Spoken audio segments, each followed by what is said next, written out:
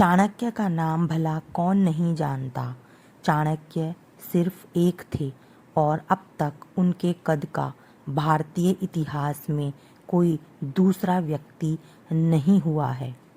जिस प्रकार से एक सामान्य व्यक्ति को अत्याचारी शासन के खिलाफ खड़ा करके चाणक्य ने संपूर्ण भारत को एक सूत्र में पिरो दिया था, उसका अन्यत्र उदाहरण नहीं मिलता है। आइए जानते हैं इस महान ऐतिहासिक नायक की कहानी को। मगध के सीमावर्ती नगर में एक साधारण ब्राह्मण आचार्य चणक रहते थे। चणक किसी भी तरह महामात्य के पद पर पहुंचकर राज्य को विदेशी आक्रमणकारियों से बचाना चाहते थे। वे मगध के राजा से असंतुष्ट थे। इसके लिए उन्होंने अपने मित्र अमात्य शक्टार से बातचीत कर मगध के सम्राट धनानंद को उखाड़ फेंकने की योजना बनाई। लेकिन गुप्तचर के द्वारा महामात्य राक्षस और कात्यायन को इस षड्यंत्र का पता लग गया। उसने मगध के सम्राट धनानंद को इस षड्यंत्र की जानकारी दी। चणक को बंदी बना लिया गया और यह खबर राज्य भर में फैल गई कि राजद्रोह के अपराध में एक ब्राह्मण की हत्या की जाएगी।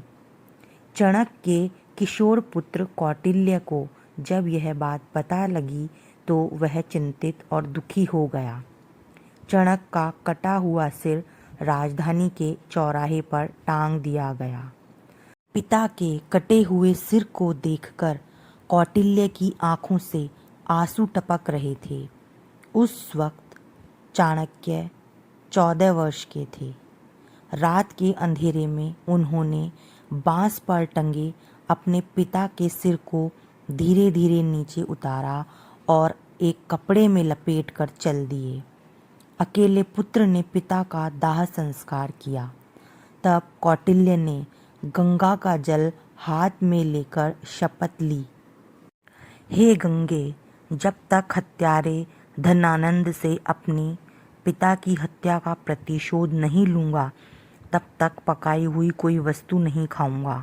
जब तक महामात्य के रक्त से अपने बाल नहीं रंग लूँगा तब तक यह शिखा खुली ही रखूँगा।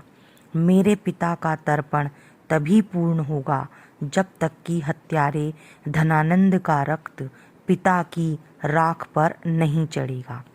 इसके बाद कौटिल्य ने अपना नाम बदलकर विष्णुगुप्त रख लिया। एक विद्वान पंडित राधा मोहन ने विष्णुगुप्त को सहारा दिया। राधा मोहन ने विष्णुगुप्त की प्रतिभा को पहचाना और उन्हें तक्षशिला विश्वविद्यालय में दाखिला दिलवा दिया। यह विष्णुगुप्त अर्थात चाणक्य के जीवन की एक नई शुरुआत थी।